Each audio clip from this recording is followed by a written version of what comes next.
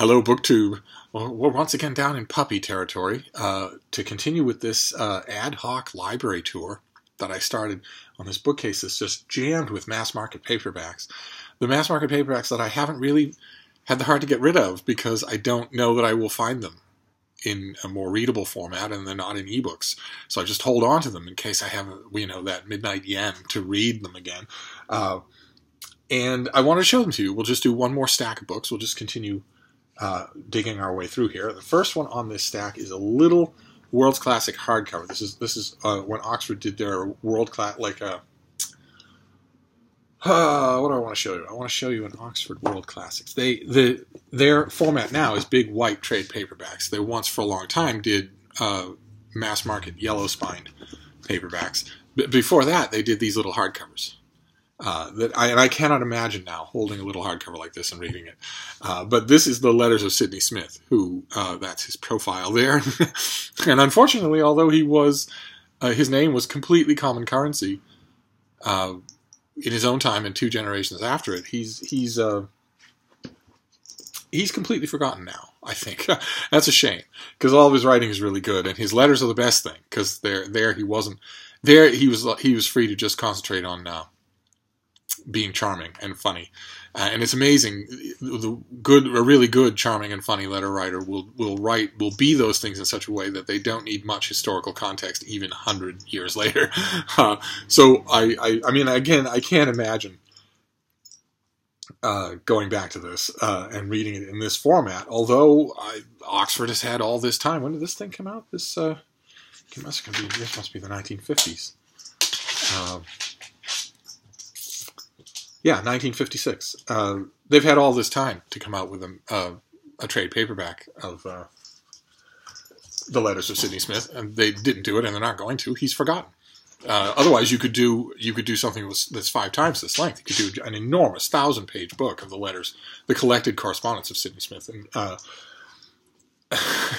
you'd make 3 readers in the world very happy. But that's the reason that I keep it, because I don't know that I'll ever see it again. I might want to read it again, although Sidney Smith, his letters are usually well represented in letter collections, too.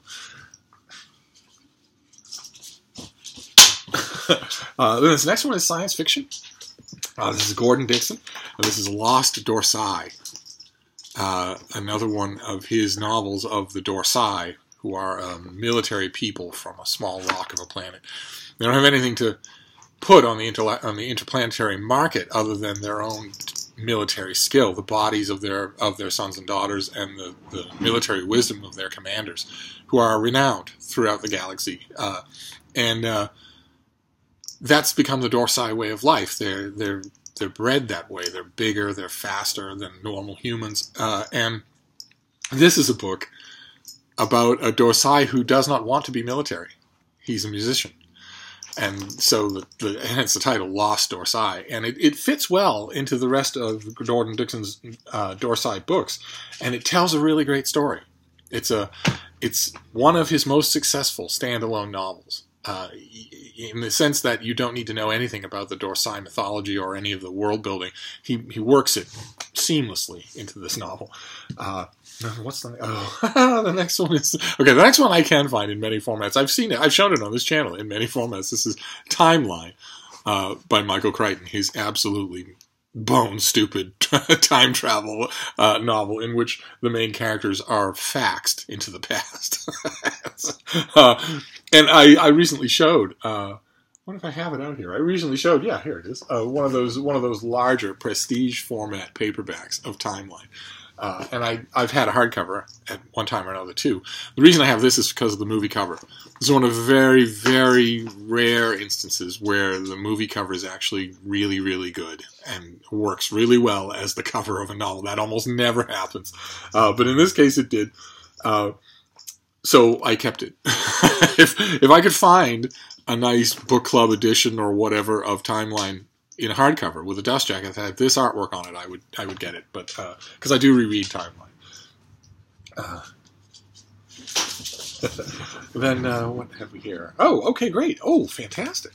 This is a classic. This is And unlike the rest of BookTube, when I say something's a classic, I am not referring to the early novels of J.K. Rowling. I'm referring to the technical term, which is the classics of ancient Greece and Rome. And this is the Annals of Tacitus, my guy, Tacitus. This is Donald Dudley's translation for the old Mentor Books line back when they could commission work. And it's fantastic. Dudley's translation is really, really good. Best English translation I've ever read of Tacitus. And his notes are fantastic, too.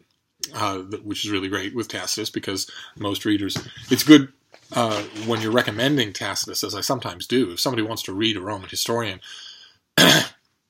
he's the first one I recommend, and that makes notes all the more important, because the educational system increasingly lets its participants down, so that you can graduate from high school now knowing nothing about ancient Rome. So that makes the notes more and more important. This came out a long time ago, too. I think this came out 50 years ago. I don't think I've ever seen it in any format except this Mentor thing. Yeah, this came out in 1966. I would love it. I would love to have a Penguin trade paperback, or I would love to find a nice hardcover of it, but I'll keep this until I do, just in case. Although, I can't remember the last time when I wanted to read Tacitus, I can't remember the last time I went to an English language translation, which is a reflection of the fact that I mentioned on this channel a few times before, which is that I'm less and less enchanted with English language renditions of Latin. And the next one is something we've seen a lot on this library tour. I think this is the only one in this stack. This is the Viking Portable Library edition. And remember, I showed you, where is it here? Can I give you an example? Okay, yeah. I showed you that the older versions look like this, with the sort of blockish illustrations, and that the newer versions look like this, a photograph with an engraving inset of the author on the front.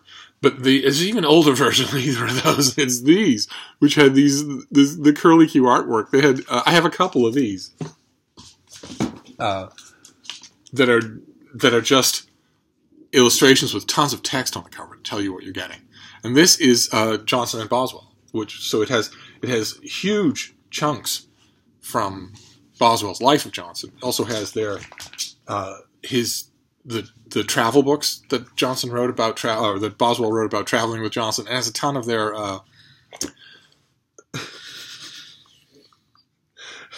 letters. And it also has, I think, if I remember correctly, this also has a couple of Johnson's more successful Lives of the Poets. Is that right? Oh, look at that. Okay, it has Mrs. Thrale's book on Johnson, which when Johnson was stiffening and weakening and Flemming his way towards finally being dead, everyone in his orbit, near or far, were all contemplating beating the others to the post and getting that best-selling book in.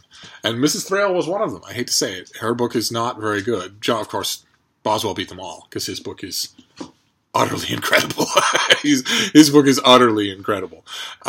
Far more incredible than anyone would have guessed. Because Boswell was kind of gross and also kind of pathetic. And the smart money at the time was on other people. And then he wrote his book, and even his enemies had to concede, there's no way. There's no way I can beat this. But this has, in addition to Johnson and Boswell, this has lots of Johnson. I'd forgotten that. This has critical essays and letters and whatnot. So that's wonderful. And it also has excerpts from Fanny Burney's diary. And Fanny Burney's diary is incredibly entertaining. Just incredible. I love it. I really wish that there were a nice, big, fat edition of it now in paperback. You can get it at Project Gutenberg and read the whole thing on your phone, but books tend to bring things to a larger audience. There's no way to market an ebook like Fanny Burney. So I would love it if, for instance, Oxford Road Classics or Penguin Classics come out with a nice big volume of her diaries, because they are such entertaining reading. Anyway, let's next here. Oh, okay. Oh, I don't know what this is doing here. Okay, this is it part of... Yeah, okay. This is just a volume in the Martian Tales of Edgar Rice Burroughs. This is Thuvia, Maid of Mars. There she is, with her multi-legged lion creature. And there is an exotic city in the background. And we saw all these already on this library tour, but this one is a double that must be just floating around here. This set of Michael Whelan illustrate the covers and the uniform header and all is my favorite set by far of John Carter of Mars. And I love John Carter of Mars. I read these books. I reread them all the time.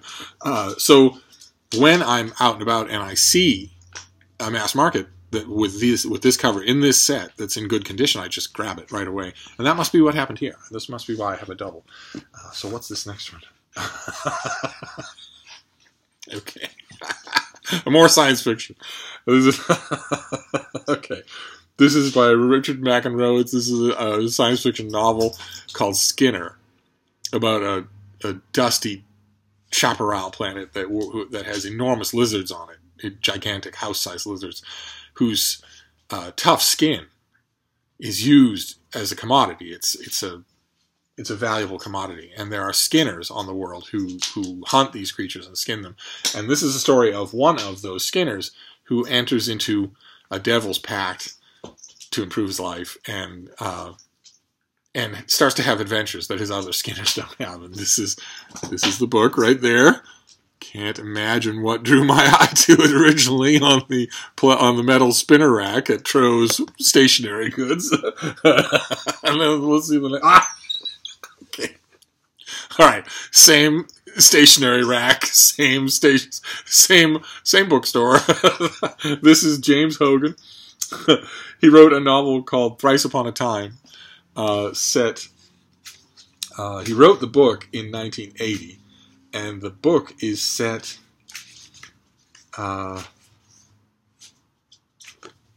It doesn't. I don't quite remember. It's the near future, though. It's the very near future, in which a scientist discovers that a particle seems to have traveled the wrong direction in time, and that opens up a whole scientific can of worms. James Hogan was a scientist. He was also extremely scientifically literate, and he wrote a whole bunch of science fiction that is supposed to be scientifically literate, and it is. It's some of his book, Gentle Giants of Ganymede, is very good.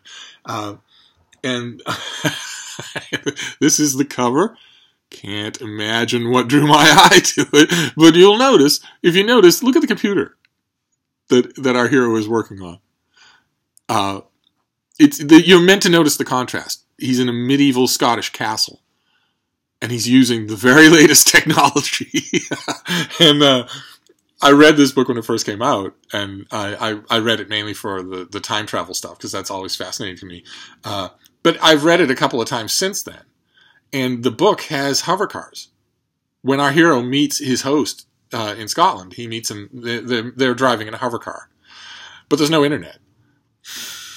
The characters have machines that are capable of sending particles backwards in time, but there are no satellite phones. there are no satellites, period, other than military. It's a perfect example for me. James Hogan wasn't just an outside observer. He was in the trenches, science-wise. It's a perfect illustration to me of the absolute unguessability of technology. Science fiction makes its bread and butter on guessing technology. And guessing it correctly, or at least plausibly. Here's a perfect example of a guy who knew technology and advanced it in some directions, but not in others. Had no way. He gave us the hover cars that are a staple of futuristic fiction, but he had no way to anticipate the internet in your phone. No idea what that would be like. That's fascinating. I can't speak much for his dramatic ability, his characters and whatnot, but his books are fascinating, just ideologically, just to chew on with your mind. And what's this next one? Boy, we're doing a lot of science fiction. Okay, this is Universe number 12 by the great Terry Carr. Terry Carr was a great science fiction editor. He did Year's Best Science Fiction for years and years and years, and he also did side anthology series, including the Universe series, which went up higher than 12, where he would just pick the short stories. He read everything, and he would just pick the stuff that he really liked. And the reason that I have this volume when I don't have any others, because this, I'm almost certain, let me just check here. It has a lot of great stuff, but I have a feeling that I know why I have this. Yes.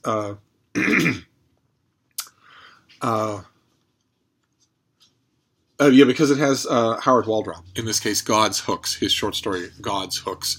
I love Howard Waldrop. I wish that there were a nice, accessible, pretty collection of his short stories, and that somebody would undertake that. I think he's great. And so I used to hunt these anthologies for any short story of his, and that's why I have this one.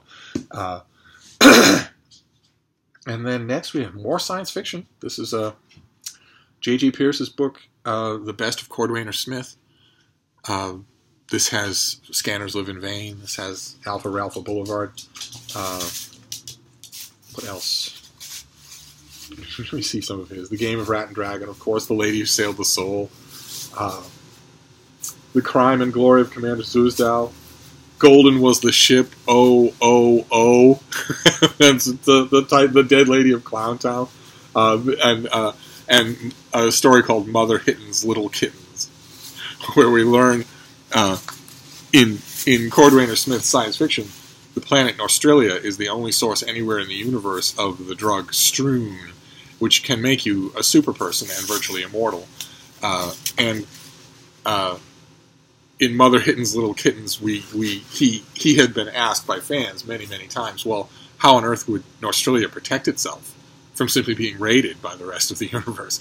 And in Mother Hitten's Little Kittens, we learn the answer. It's incredibly creepy.